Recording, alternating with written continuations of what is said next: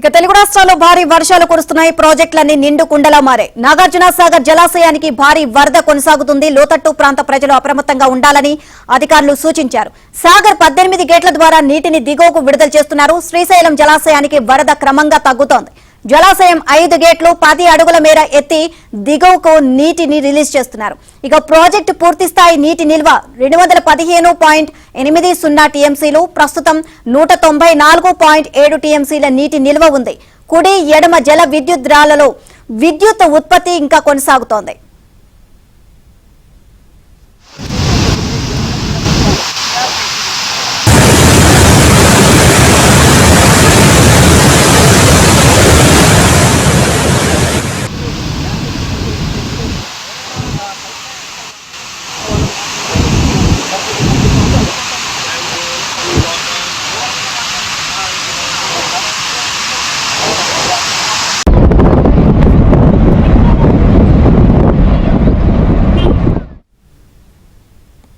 తుంగభద్ర జలాశయానికి వరద ప్రవాహం కొనసాగుతుంది. ప్రాజెక్టు 29 గేట్ల నుంచి నీటిని విడుదల చేస్తున్నారు. ప్రాజెక్టు పూర్తి స్థాయి నీటి నిల్వ సామర్థ్యం 105.7 టీఎంసీలు, ప్రస్తుతం 97.753 టీఎంసీల నీటి నిల్వ ఉంది.